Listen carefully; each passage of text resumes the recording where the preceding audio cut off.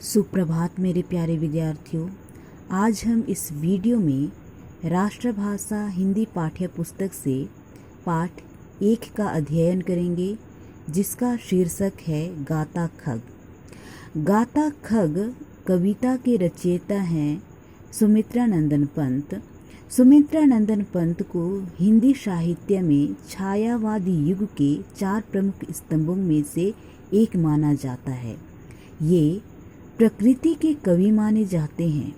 इनका जन्म अल्मोड़ा उत्तर प्रदेश के कौशानी में 20 मई सन 1900 को हुआ था।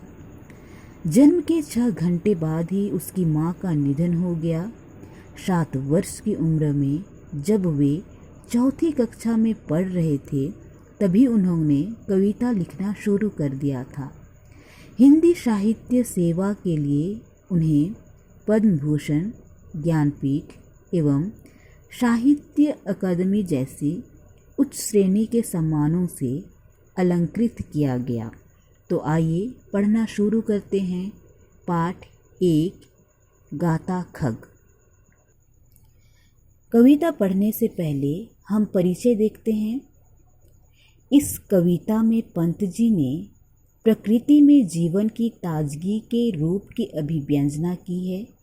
वे प्रकृति में सौंदर्य ही नहीं, मानव जीवन के रूपों का भी दर्शन करते हैं। प्रकृति के विभिन्न रूप मानव जीवन की गतियों का संदेश देते हैं। तो आइए हम कविता पढ़ना शुरू करते हैं। गाता खग प्रातः उठकर सुंदर सुखमय जगजीवन, गाता खग संध्या तट पर मंगल मधुमय जगजीवन। कहते आपलक तारावली अपनी आँखों का अनुभव, अवलोक आँख आंसू की भर आती आँखें नीरव।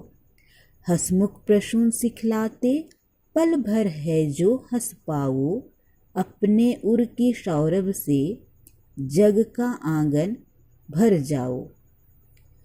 उठ उठ लहरें कहती यह हम कूल विलोक ना पाएं, पर इस उमंग में बह बह नित आगे बढ़ती जाएं। कंप कंप हिलोर रह जाती रे मिलता नहीं किनारा, बुद बुद विलीन हो चुपके पा जाता आशय सारा। अब हम पहला परिच्छेद देखते हैं। खग जिसका अर्थ है पक्षी, जग जिसका अर्थ है संसार, संध्या जिसका अर्थ है शाम, तट जिसका अर्थ है किनारा, मंगल कल्याणकारी, मधुमय जिसका अर्थ है सुखमय। चलिए इस परिच्छेद का अर्थ देखते हैं।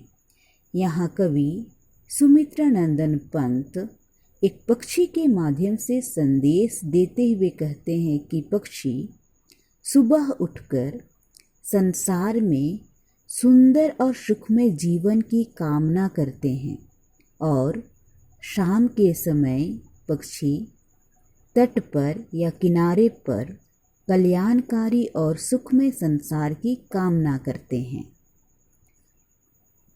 अब आगे दूसरा परिच्छेद देखते हैं। आपलक एकटक, तारावली तारों की पंक्तियाँ या तारों की पंक्ति, अवलोक देखकर। अर्थ है, दूसरे परिच्छेद में कवि तारों के माध्यम से संदेश देते हैं कि तारों की पंक्तियाँ एकटक देखते हुए अपनी आँखों का अनुभव बताते हैं, और ऐसा करने पर उसकी आँखों में आंसू आ जाती है, और वही आंसू ओश के रूप में चुपचाप टपकती है, और सुबह होते ही सूर्य की किरणों से मोती के समान चमकती है। चलिए तीसरा परिच्छेद। प्रसून, फूल, उर्र, हृदय, सौरभ, सुगंध, इसका अर्थ देखते हैं। इस परिच्छेद में कवि फूलों के माध्यम से हमें संदेश देते हुए कहते हैं कि हंसमुख फूल या खिले हुए फूल हमेशा खुश रहने की प्रेरणा देते हैं, क्योंकि हमारा जीवन क्षणिक है। इसलिए अपने हृदय की सुगंध को पहचानते हुए पूरे संसार को खुशियों से भर देना चाहिए। अपने हृदय की सुगंध का अर्थ है अपने हृदय की खुशी को पहचानते हुए पूरे संसार में खुशियाँ बिखेर देना चाहिए या खुशियाँ बिखेरने की शिक्षा देते हैं। अब आखिरी परिच्छेद देखते हैं।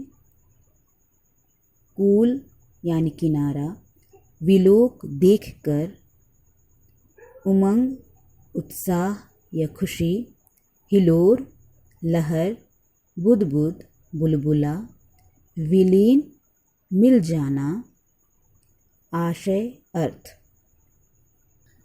आखिरी परिच्छेद का अर्थ है कि कवि लहरों के माध्यम से हमें यह बताने की कोशिश कर रहे हैं कि लहरें कभी किनारा देख नहीं पाती, फिर भी इस खुशी से प्रतिदिन आगे बढ़ती जाती हैं कि कभी वह किनारा देख पाएं, परंतु वह कभी किनारा नहीं देख पाती है और बुलबुला में चुपके से मिल जाती है और सारा अर्थ अपने में समा जाती है।